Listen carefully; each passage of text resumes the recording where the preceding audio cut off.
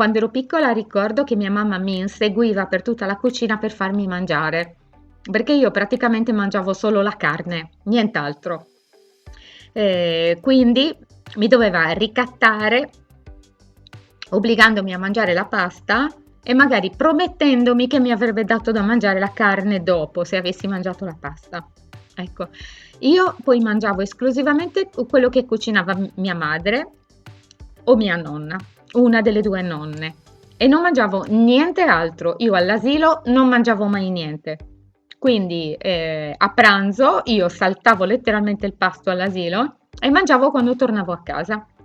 Perché per me era impossibile mangiare quella pasta scotta piuttosto che quel sugo che non aveva il sapore di quello che faceva mia madre, oppure era impossibile, per esempio, mangiare mescolate nello stesso piatto il secondo e il contorno. Io avevo necessità che fosse tutto diviso, cioè la carne da una parte, i piselli dall'altro, le patate dall'altra parte, tutto rigorosamente diviso. E io all'interno del piatto mi facevo le mie divisioni, decidendo che cosa mangiare per prima cosa e che cosa mangiare per seconda o terza. Una classifica generale. Ecco, quindi fuori di casa mia era impossibile affrontare il mangiare in questa maniera. Quindi io facevo girare le scatole a mia madre per mangiare perché quando avevo deciso di non mangiare non avrei mangiato, se proponeva delle novità, per esempio. Ma fuori di casa io non ho mai mangiato niente in vita mia. È cambiato qualcosa da grande? Qualcosa, ma non tutto, nel senso che per me è difficilissimo andare a mangiare fuori al ristorante se non sono sicura di quello che mangerò. Quindi, per esempio, una volta che sono riuscita a individuare un posto dove fanno delle robe da mangiare che mi piacciono, io non cambierei mai, non farei esperimenti, non andrei da altre parti. Se ho trovato un tipo di cosa che mi piace, non cambio di sicuro. E quindi forse è per questo che io ho imparato a cucinare e quindi e ci metto passione. E quindi quando si tratta di mangiare con altri, io invito sempre tutti a casa mia. Quindi tutti vengono a mangiare da me sempre. Se c'è il dubbio su che cosa fare, su dove andare, eccetera, eccetera, si viene a casa mia.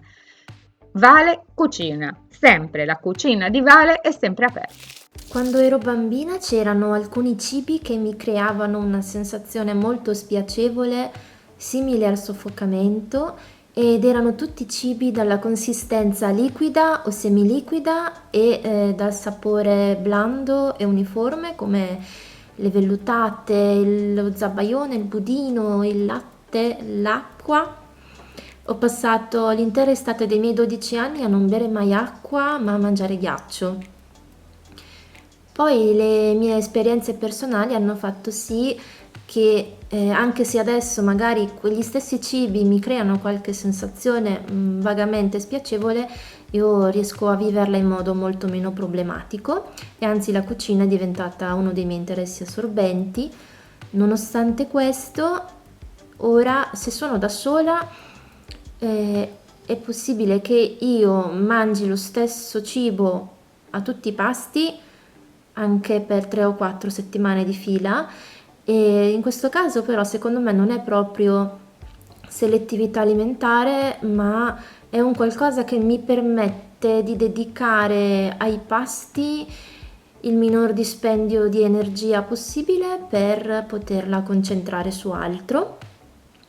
Poi giusto per dare una chiave di lettura in più, io sono sinestetica e sento i sapori delle forme e dei colori e c'è chi ha la sinestesia opposta e sente le forme nei sapori. Sia che si tratti di sinestesia o di sensorialità, può darsi che lo stesso cibo proposto in maniera diversa crei meno fastidio e anche separare gli alimenti nel piatto può aiutare. Io ho due figlie, tutte e due hanno due modi diversi di esprimere questo problema. Una mangiava solo pasta in bianco, non c'era modo di farle mangiare altro perché comunque andava in crisi, in tilt, si paralizzava davanti a qualsiasi cosa che non fosse la pasta in bianco. Siamo riusciti con tanto tempo, tanta pazienza ad aumentare le varietà di cibo. Di fianco al suo piatto di pasta in bianco mettevamo una porzione, una forchettata proprio di altro, che insomma magari la pasta con ragù che mangiavamo noi, invitandola ad assaggiarla. Senza forzarla, si appoggiava lì senza metterla nel piatto suo, ma in un piattino a parte, e quando se la sentiva, quando trovava il coraggio, l'assaggiava.